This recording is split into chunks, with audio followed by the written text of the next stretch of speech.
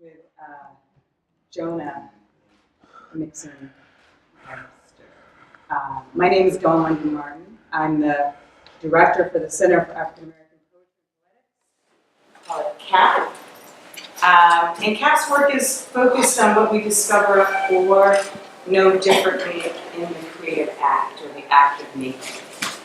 All of the work we do focuses on that mysterious knowing differently. And we're deeply invested in both off-campus communities and those of us on campus being able to create through this thinking about our social and political world. We have some fantastic events coming up that I just want to announce. One is on October 25th. This is the next event. October 25th at 7.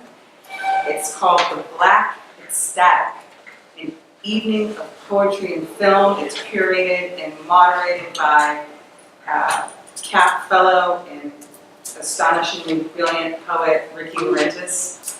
And the poets that night will be, or the folks who will be on that evening, will be Area D. Matthews, Roger Reeves, Sophia Sinclair, Jamal T. Lewis, and it's taking place at the Frick Fine Arts Auditorium. So you should put that in your calendars.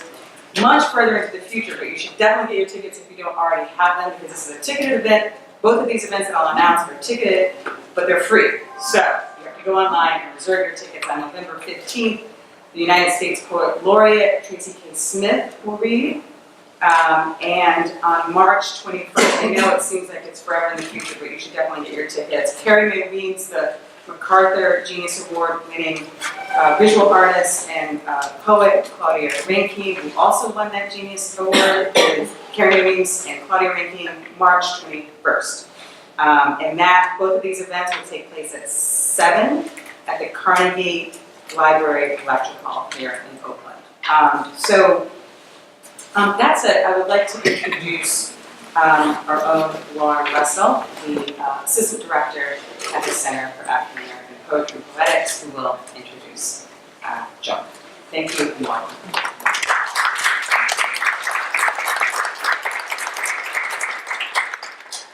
Thanks, Dawn. One event she left out is that Jonah's reading again, if you want to hear it a second time. Tomorrow night, 7 p.m. at Boone Concepts in Garfield. And it's a collaboration with the Black Unicorn Library Archives Project. I believe Joy KMT will be opening as well, as you can hear it too. And I want to thank, in addition to Dawn and Trevor Hardwick, who left, but who helped with many of the logistics for this, Jessica Lene Moore, with a lot of the promotions, website, social media, many other things. Our intern, Drew Denman, also, and Zuri, Kent Smith, and Teresa Dickerson are doing social media as we speak. So thank you all. Jonah Mixon-Webster is a poet, educator, and conceptual sound artist from Flint, Michigan. His debut collection, Stereotype, was selected by Tyrone Williams for the 2017 Sawtooth Poetry Prize from Ahsahta Press. He is completing his PhD in English Studies at Illinois State University and is the recipient of fellowships from Vermont Studio Center, the Conversation Literary Festival, and Callaloo Writers Workshop. His poetry and hybrid works are featured or forthcoming in Muzzle, Callaloo, Spoon River Poetry Review, Ahsahta, Voluble Best New Poets 2017, and Best Experimental Writing 2018.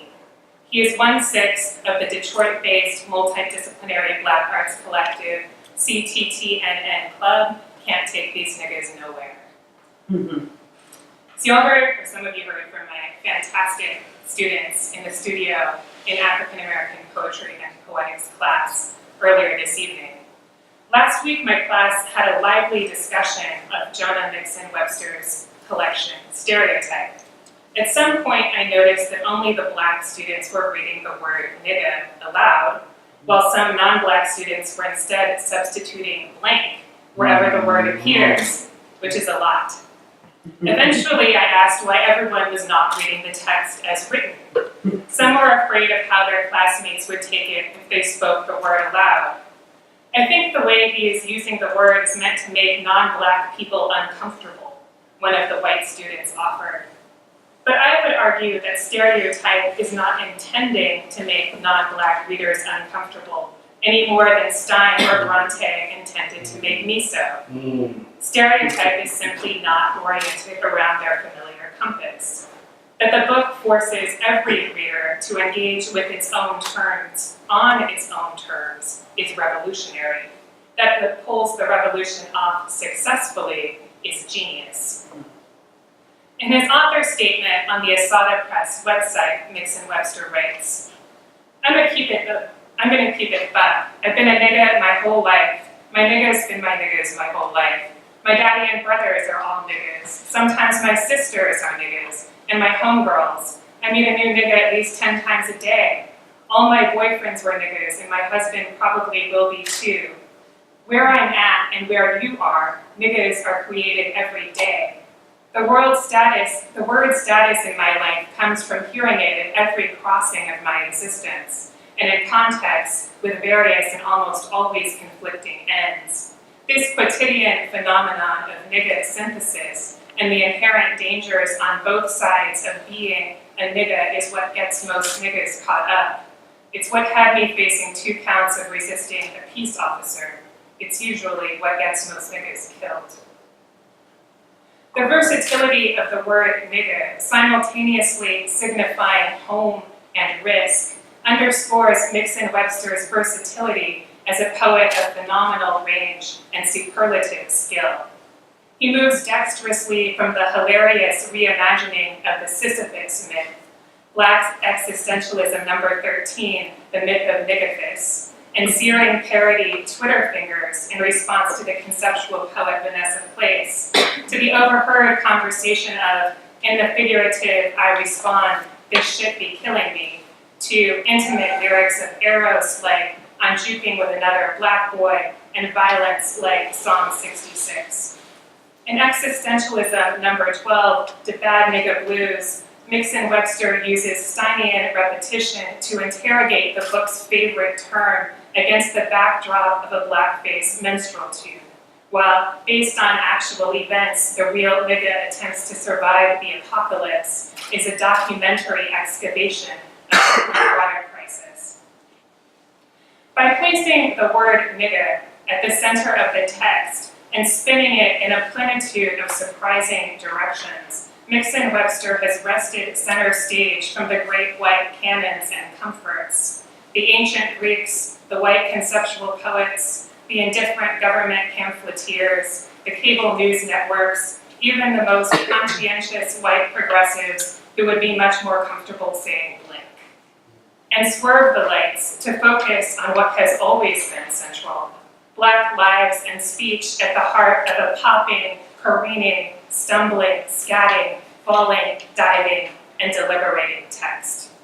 It is my great pleasure to welcome Jonah Mixon-Webster.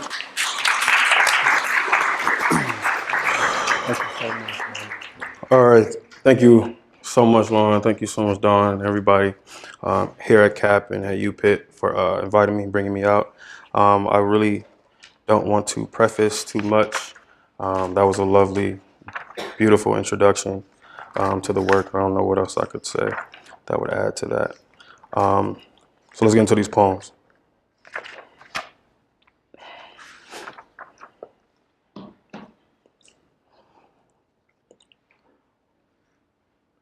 Black Martyrdom number 6, Litany of the Spectacle. Come, guillotine, come, gallows, come, gas-soaked pyre, come, charred jaw, come, hot pike, come, hoary beast, come, ardent hunger, come, garret wire, come, death wizard, come, adze, come, axe, come, taut rope, come, head knot, neck kink, come, click-clack, come, firing hammer, come, bullet, come, slump body, bloody brook, come, bloated excision, come, slung wrist, come, wind rot, come, dead relic, come, unholy witnesses, onlooker lenses, come, click, click, click, click, clack, clank, come, bullet, come, bullet, come, bullet, come, bullet, bullet, bullet, bullet, bullet, bullet, bullet, bullet, bullet, bullet, bullet, bullet, bullet, bullet, bullet.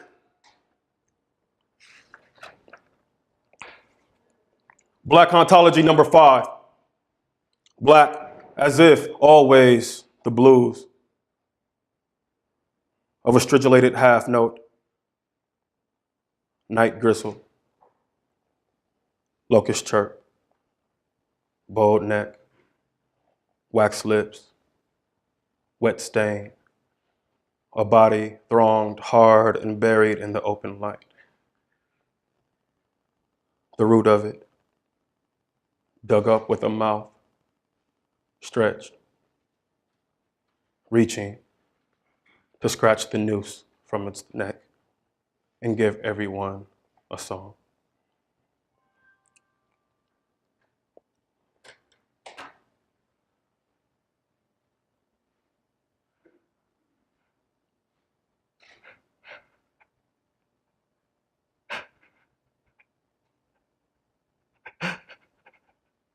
Always I was a nigga, bad at it. I was always being a nigga even when I wasn't. I was a nigga, somebody's I was, always bad at being even when I was a nigga I wasn't. I was bad at being a nigga though I wasn't. I was bad at being a nigga even though I was a real nigga or a bad nigga or a bitch nigga or a fag nigga, which I always was, always been bad, always a nigga though I was bad at it. I was bad. Nigga. I was always a bad nigga, kept me a hot nigga, always a nigga, it's always a damn nigga, always a nigga bad at it, and always I was a nigga, and always I was bad. And bad. And bad at it. Really? I'm a real nigga. Because all my niggas say I'm a real nigga, and I bet if you go and ask them niggas, they gonna point at me and say, that's a real nigga. Really though, I'm bad at it. I am. Really?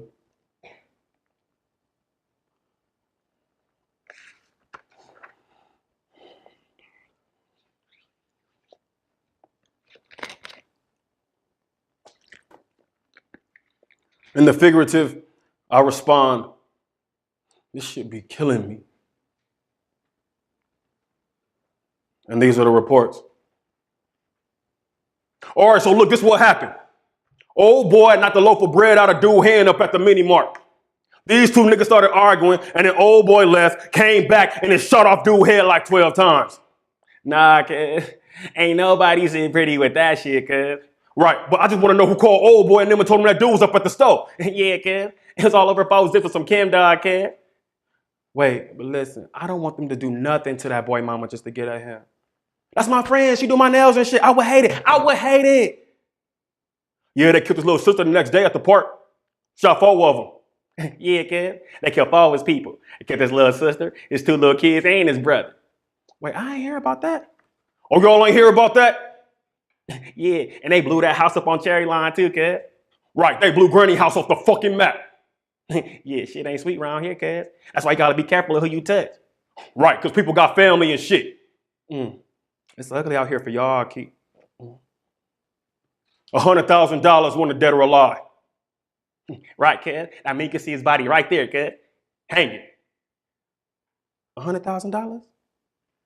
The FBI, ATF, bounty hunters, goons came to my mama's house. All of them? All of them, and said $100,000 if you find that nigga dead or alive. And shit, ain't you gonna tell on that motherfucker, kid? Shit, hell yeah. Damn. They got the hood and white folk looking for the same nigga.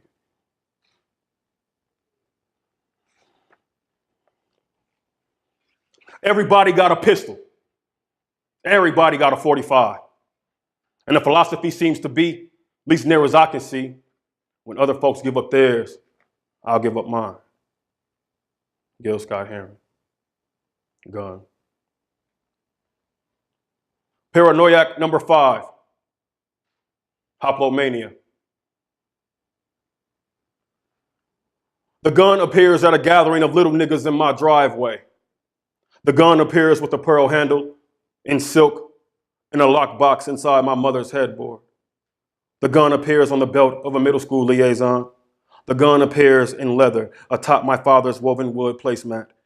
The gun appears tucked on the waist of my big brother. The gun appears with those other niggas at the mini mart. The gun appears as a shotty pointed before my windshield. The gun appears in the bandeau on the bend of his cushion. The gun appears in chrome, stuck through the window of a Dodge, firing outside of paradise. The gun appears as signage. The gun appears toking the lot with a steady light. The gun appears behind the bulletproof glass at BP. The gun appears in hand at the table of a drunk. The gun appears as a misfire. The gun appears at my boy's crib as a stick. The gun appears before the weather. The gun appears unbuckled on the officers who abound me. The gun appears in the basement. A father and his 3 sons fill 30 clips that hold 15 rounds each. The gun appears on the strap while my other brother eats a sandwich. The gun appears on the counter behind where I sit. The gun appears in the mind of my Uber driver having heard me make a clink. The gun appears loaded. The gun appears as a Warhol, a print tacked on the head of a shut room. The gun appears off another hip. The gun appears in front of the tiny air in my face. The gun appears as a joke. The gun appears as my fist in a hot mouth in no time.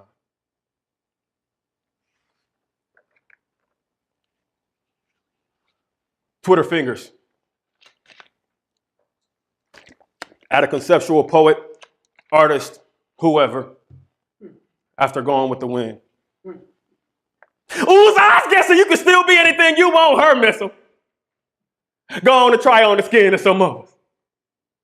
Like it, don't you? But you was going to come up with some other better context or a consent or what is it y'all calls it? Concept.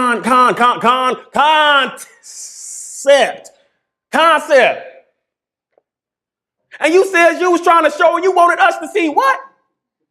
How that other white woman still own all them grinning, skinning black folk? And you wanted her ass state to sue you, right? That was the whole point. So then why isn't you stop? I guess a bird in the hand is still worth more than 10 in the woods. Ain't that right there, miss? But come on now, miss. Just between me and you. You did it, cousin. You could, didn't you? One of them red herrings, ain't that right? You like you and Miss Margaret Mitchell. Because me and you both know good and well, and well, maybe you do, and well, maybe you don't, and maybe you just ain't care that your little tweets was all done in what's called fair use. So that means they couldn't even sue you if the names wanted to. But you ain't mean to offend their color folk, right? By pasting a picture of somebody dead mammy on your little profile and trying to fake that voice again, huh? I guessing you think color folks ain't had their feelings to offend, huh? I was guessing the only thing you was out to make was a bad idea, huh? But you's got people calling you and you calling yourself a conceptual artist. But you ain't an artist. You ain't shit.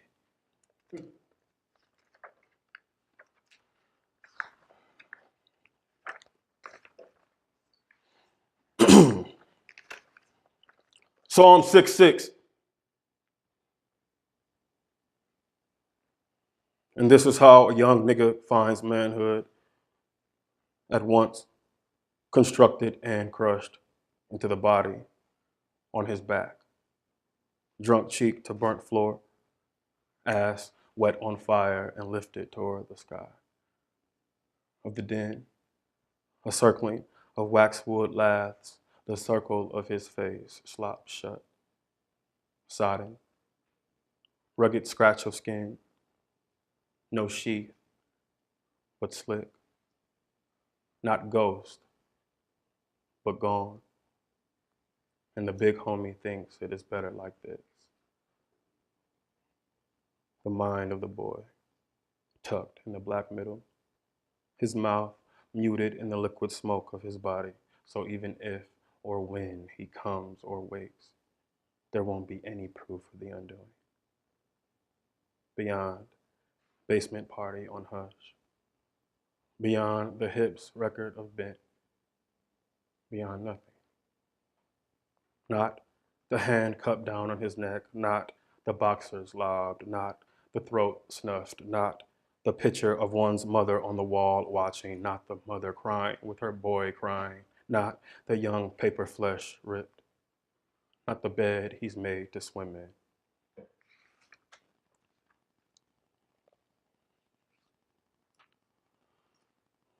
triptych in which the man is sometimes my daddy.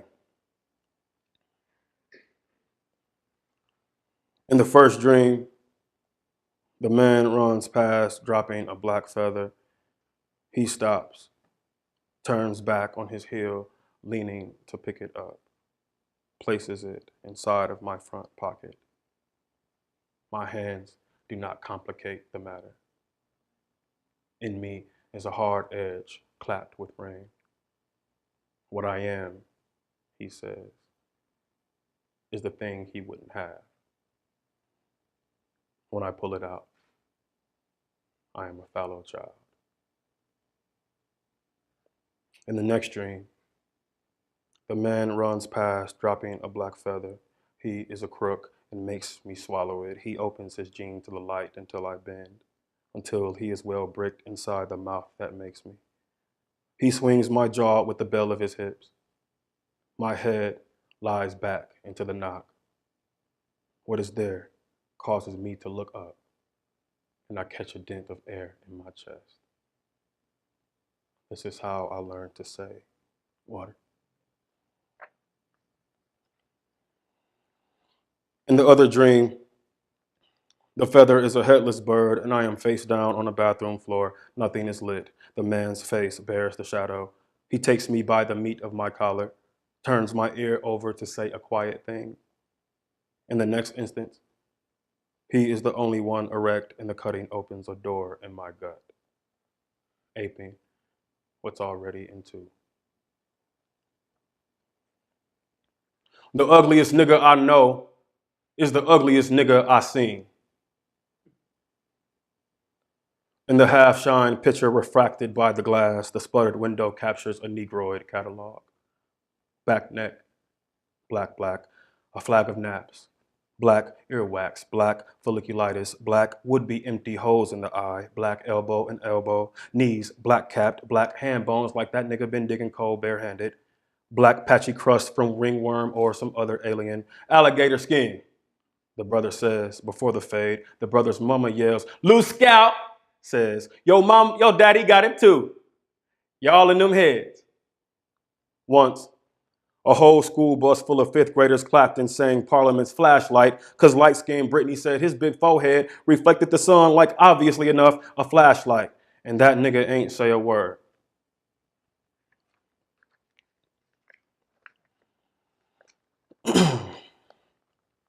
The real nigga mimics his right hand. And why else would a nigga's hands be this ashy? The only ritual I keep is hustle. First, near dead skin, searing cross, unhinged crackle, crushed, nail hung from knob and gnawed thumb chaff. Finally, now the day is through. And this is how I know I put in work. A word every nigga know the business of. Bread, double-fisted in a hand, dry from picking wall from the corner of a room. The body's ruined. A milked pebble at every hour. You know, dusty knuckles is a good hunch. Say pocket money.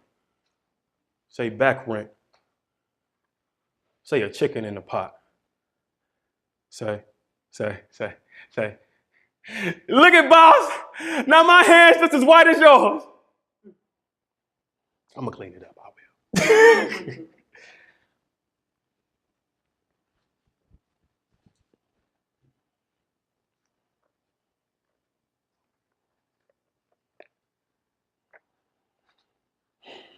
Let's see how much time we got. How much time? I'm just kind of going through these boys. All right. How about on juking with another black boy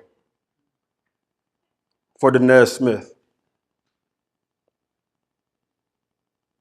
When I walk towards you, I am an awkward thing.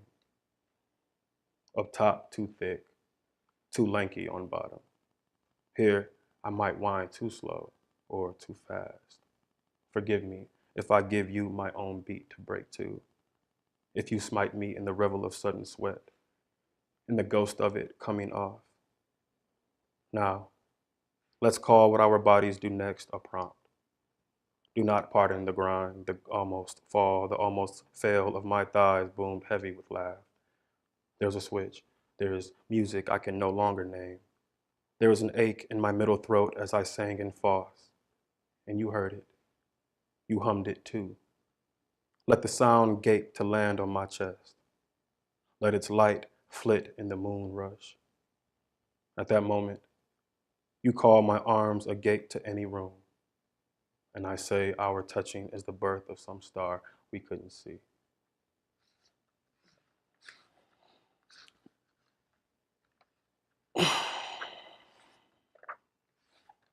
All right. See, I'll do one more. I want to leave something for them.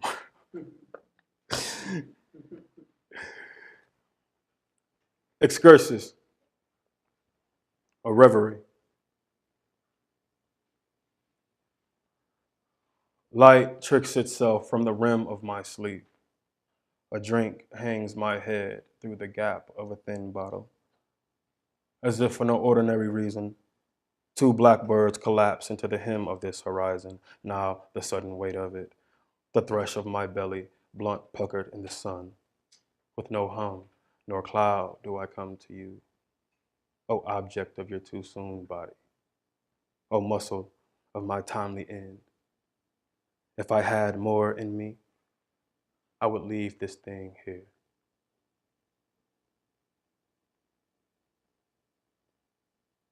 The image that must cleave in its want. The weapon fully naked, in one lop, I would scissor off the part bit by the ill horse. In the house of no wave, in the breach, my hair is comely still and made for a man's fist. The man knuckles a sea of feathers, gives to the fleshy knot my bull nuts, my loose scalp. When it is over, we do not tarry in our language. The quiet flings itself like a bass head on my back. The memory is kept on a thread I pull to speak. That is an attempt to lose the man you know is everywhere. This is an attempt at a volta. Two niggas chase each other through a hedgerow where no one can find. Now neither one is it. Thank you. We're going to take a few questions, if you have them, from the audience for Jim.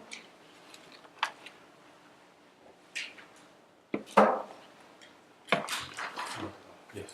Have there ever been a time when you are saying the word nigger a lot that you felt uncomfortable?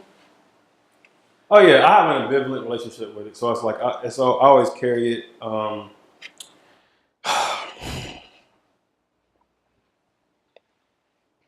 There is at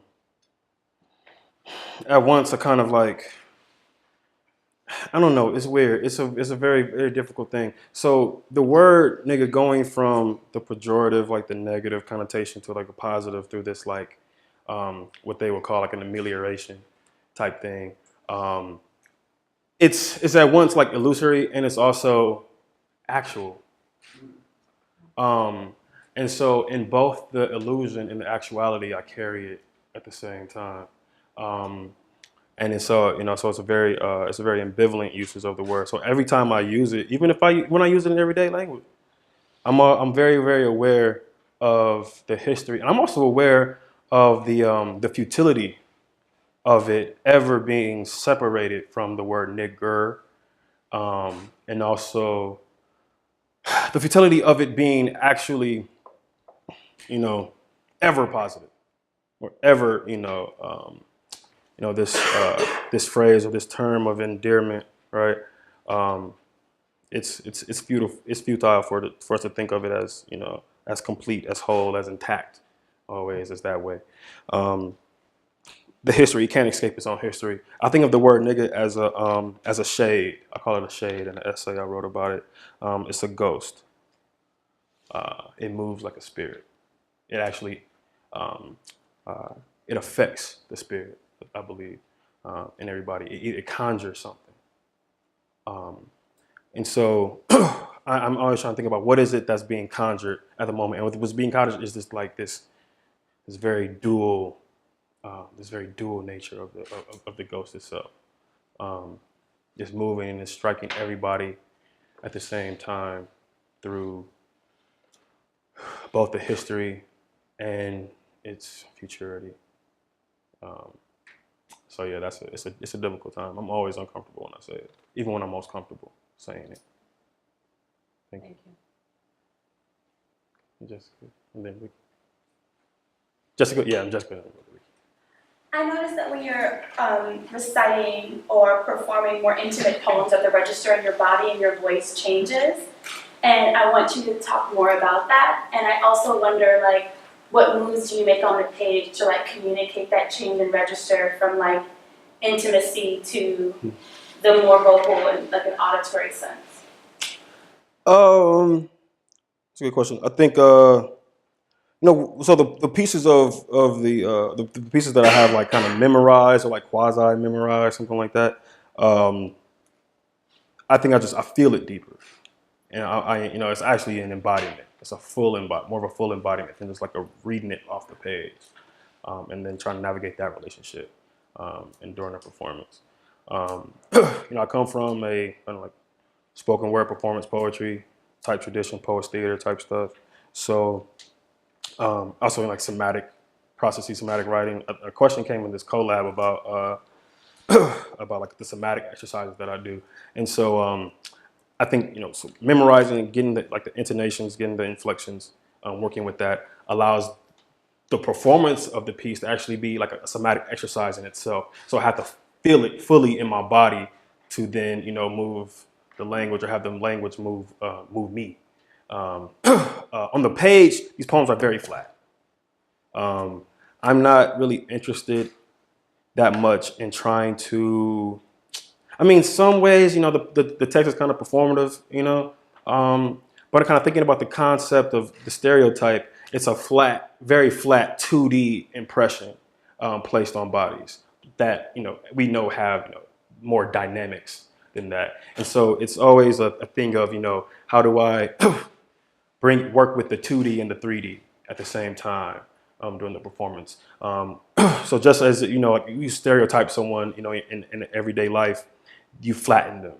And so the poems are in the page are it's the flat object. So it kind of enacts that performance of the stereotype. And then in person, it kind of is. There's a tension that I want to be produced between the flatness in the poems and the like how dynamic or the dynamism of my own performance. So that's a good question. That's a very good question. I spend a lot of time. I don't. There's some cues. I mean, I think I do sometimes.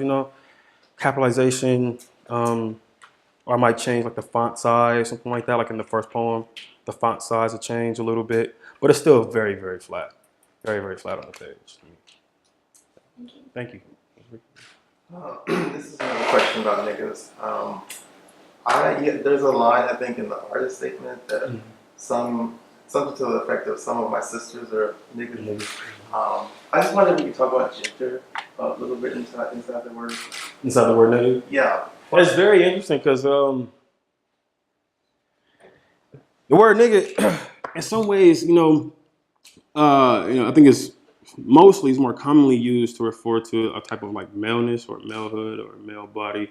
But then actual in practice, as I've seen it, like I've seen, a lot of my friends who are women, my sisters, they'll call themselves nigga. My sister calls her daughters nigga all the time, like nigga, you better put that macaroni and cheese in the oven. Like, I thought you were supposed to have that. You was such a nigga.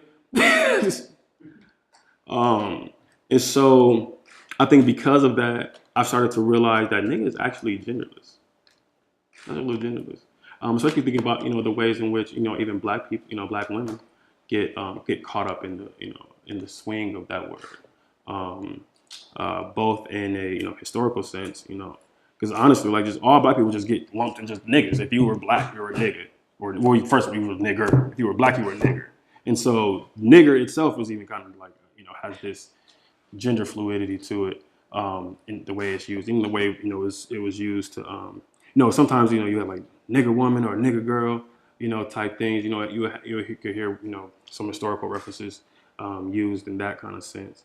And I think over, period of time, period of generations, it became a blanket term sometimes. I do think that still, and a lot of times it's still. I feel like it's a heavily, male term, right? Because Black women then also have to deal with the other, pejorative, which is the B word, and so Black women have to hold both of those words at the same time.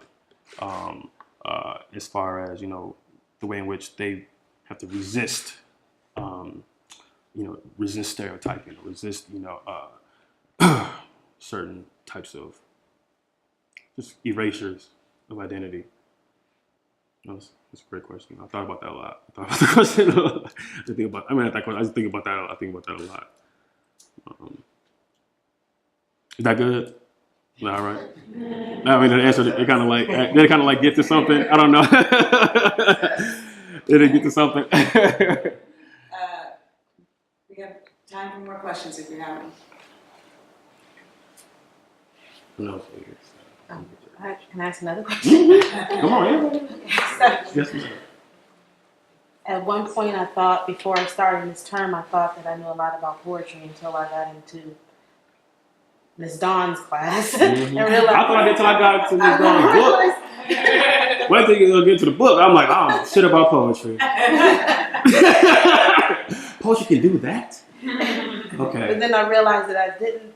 So as far as the stanzas go, first of all, what inspires you to want to write? And second, when you're working on each stanza, say for instance, there was a question at the beginning of one of my classmates' poems, but there was nothing in the front of it.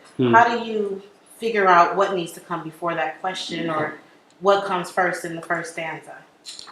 Yeah, it's so weird because I don't really write. A lot of the work that I did today aren't really. I don't put them. They're not in stanzas. They're not in stanzas form. Yeah, some of them are kind of like prosy. Some of them are kind of like, just like forms. I was just playing around on the page. The Twitter fingers one, I'll try to make sure that I could tweet because I'm about to start tweeting these out to Vanessa Place. Just like conceptual work. Reminder, we ain't forgot. But so I don't think it's like, as far as like the answer, like the question, this question like form, which I think is the what you're asking. There's something I think, especially because I don't really write in meter that much, if at all.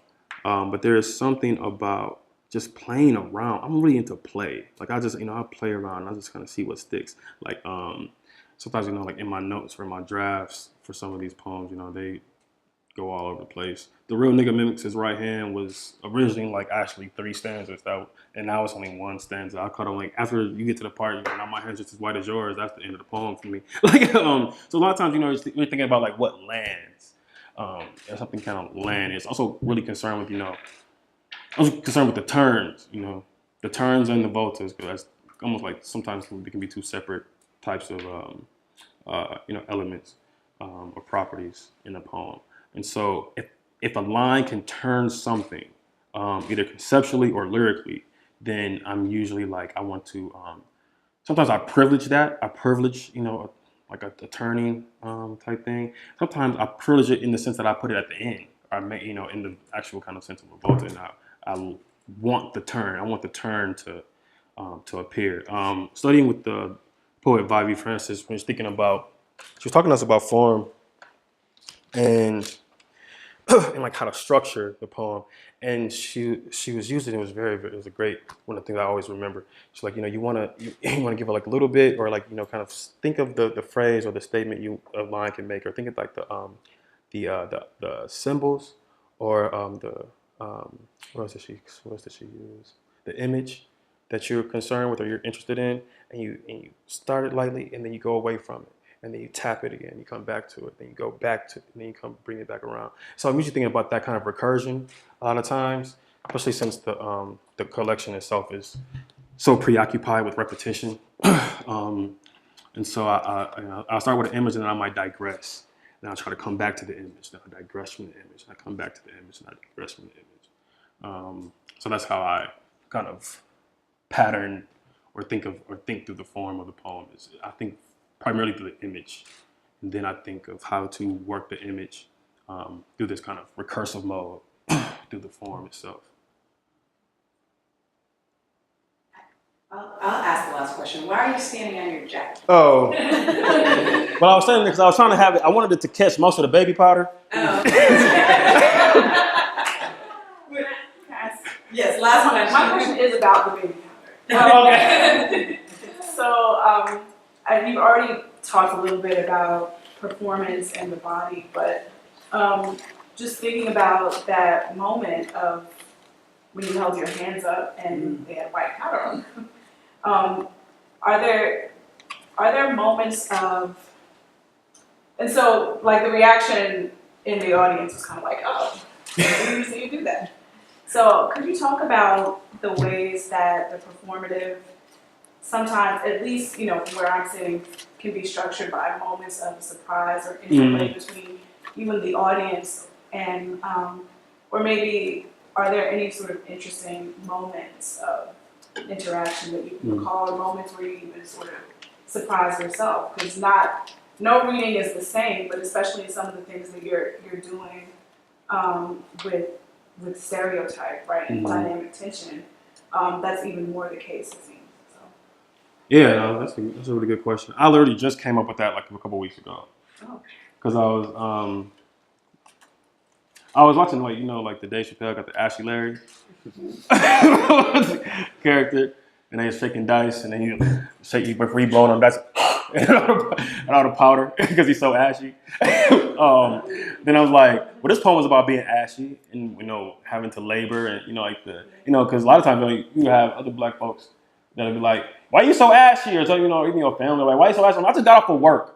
Or, you know, like I used to paint houses over the summer, or just up until maybe like a summer or two ago. And I would have like paint all over, like white paint all over my hands. And it kind of made me, I have like a drywall on my hands.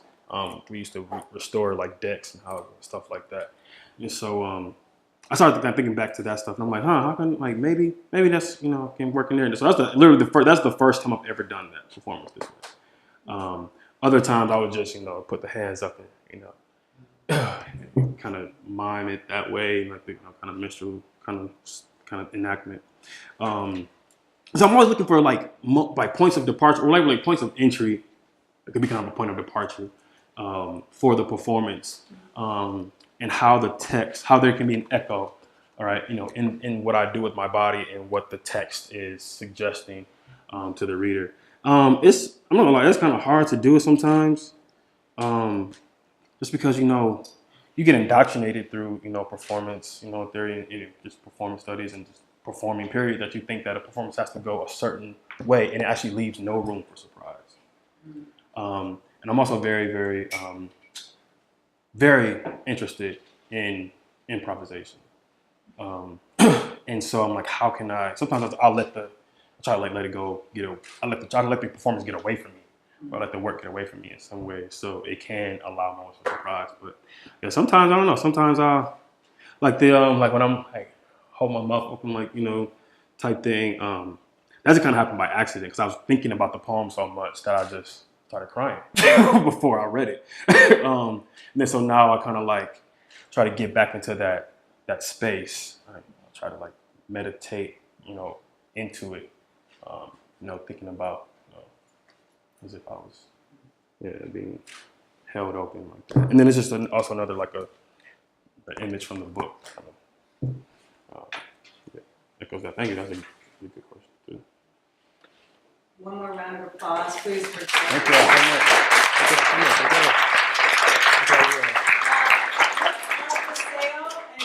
And you'll sign. Yeah. Yeah, you'll sign. And please sign the sign-in outside the glass doors also. Yeah, sure. Thank y'all so much. Thank y'all for coming.